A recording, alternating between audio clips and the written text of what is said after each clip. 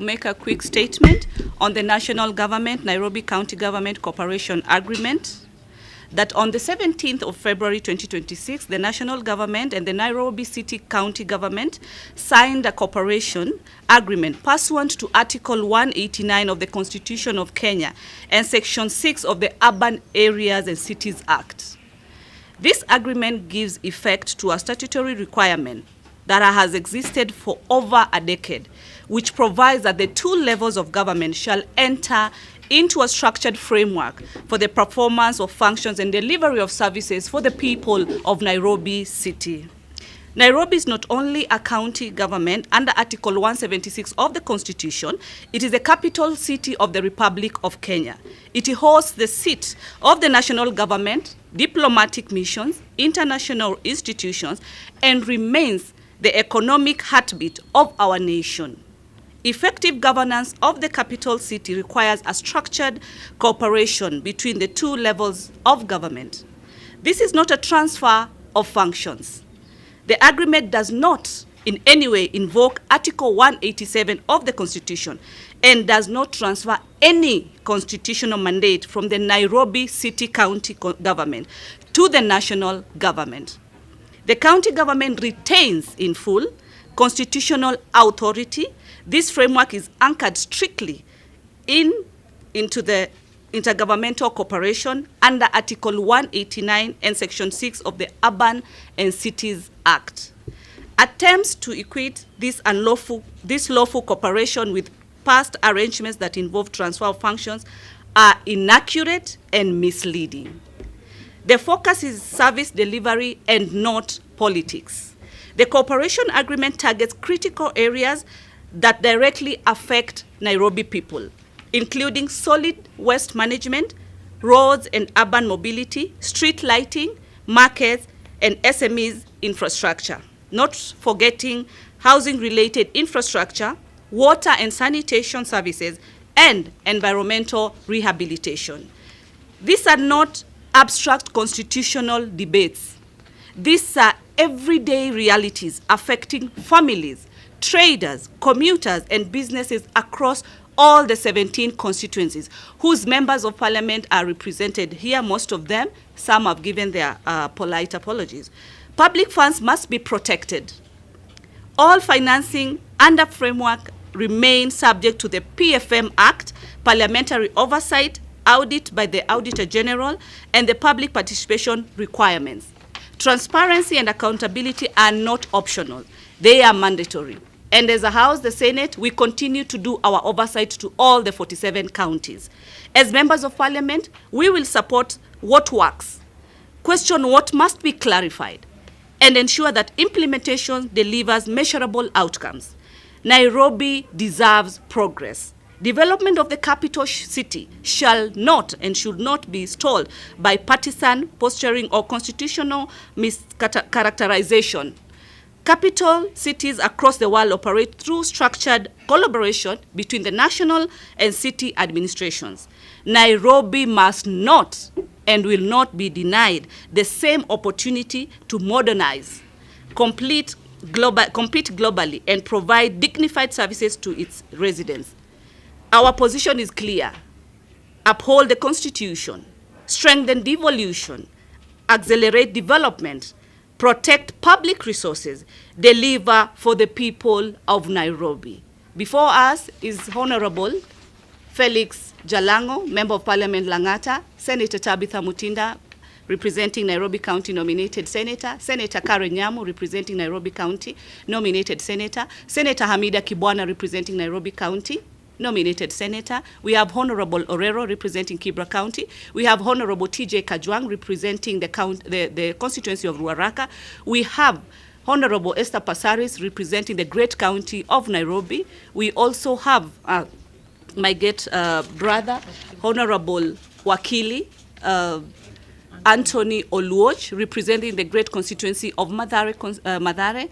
And finally, we also have my good I think we've captured all. Oh, Elachi has also given her sincere apologies. Honorable Karaure has also given his apologies. Honorable Mwenje of Embakasi West has also sent his apologies.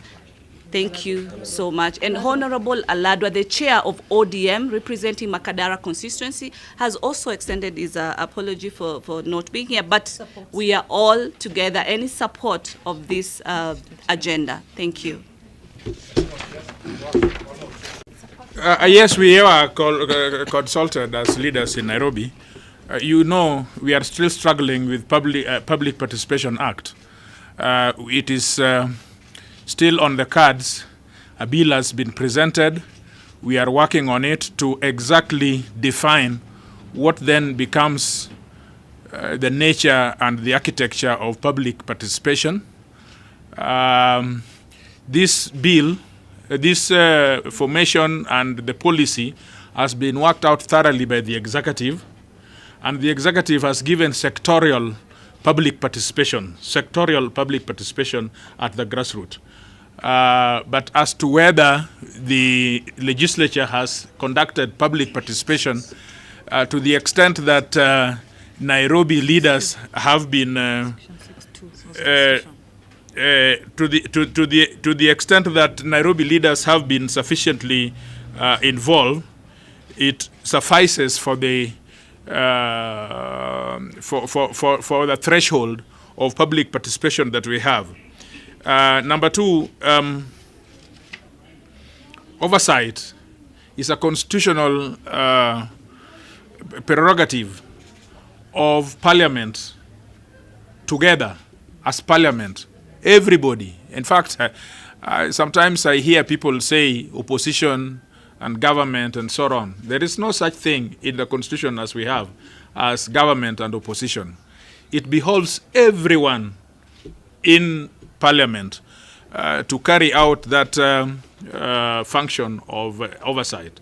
So the funds, and this is the reason of that intergovernmental agreement, the funds that will come under the purview of the Exchequer will be oversighted by the National Assembly.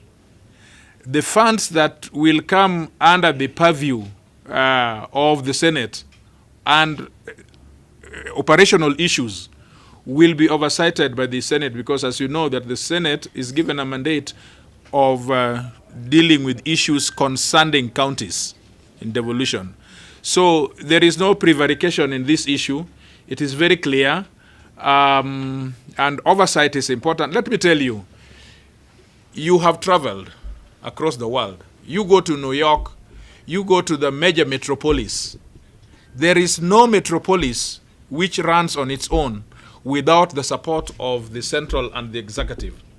We have tried this for, say, 13 years now going, since the Constitution was enacted. And you can be sure the beginning, when we began the Constitution, we said that all these counties, the 47 counties, will run as they were. But the cities, Nairobi, Mombasa, Nakuru, Kisumu, you know that they demonstrate differences in terms of how they can, and it's a melting point. Everybody is here from all sides. So yes, there is the grant by which the county runs, but there must be a structural and operational support by the national government. So it has been thought through. If this works, we are going to support that it can be cascaded into cities, so that they become the engine of spurring development in our country. Thank you. Well, if you ask me, and that's my personal response, and as a constitutional lawyer, I can tell you that this is one of the issues which should go for referendum. Personally, I think that Nairobi is a sui generis kind of thing. It's on its own, must be considered on its own, and it cannot be considered as a county. Well, it could be regionally termed as a county, but its operational management must be something different from some of those counties which are in the rural space and so on. So yes, although you need a referendum for it, but my personal response is it must be a different organization as compared to the others. Thank you. Yes? I have a question. Now, it dovetails to what I've just said, that we are still struggling with what really is public participation. The courts have said that public participation should not be a ruse. It should not just be a joke. It must be something meaningful as to get the information from wananchi. But whether that information will be used is another matter. Yes. Whether that information has been harvested from people will be used is another matter. So we are struggling around it.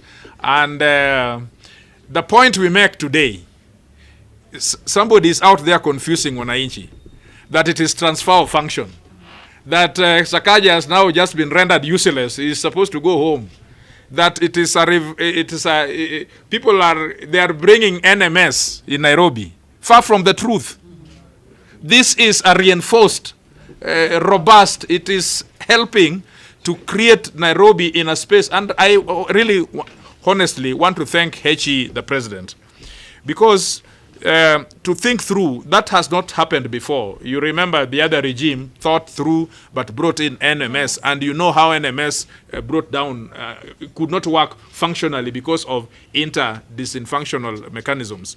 But he has thought through and has decided that let us come in and help Nairobi pump finance. So it is not about transfer of functions. Not even one function has been given out. This is about revamping and taking care of our central metropolis the way we know it. Can I say Thank something you. on the issue Yes, of please. public participation? Yes. Distinction. While public participation is an imperative under Article 118 of the Constitution, constitutional lawyers will tell you that the Constitution must be read conjunctively or together.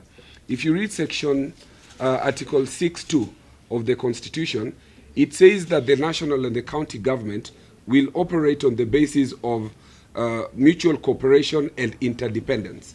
The framework under which this cooperation is being conducted is already anchored under Constitution. There is already a direct mandate, directive by the people of Kenya. Remember that the Constitution was written by the people of Kenya. So where public participation comes in is a requirement to ask the people what they think. But in this case, the people already wrote into the Constitution that there shall be cooperation. And this is not a handover, it is cooperation. So the jury is still out there as to whether when the people have already written in black and white in the Constitution that you still need to go to them. You may need to go to them, but they already spoke their views in section Article 6.2 of the Constitution. There shall be cooperation. This is cooperation. are you saying that the public participation, the outcome will not matter?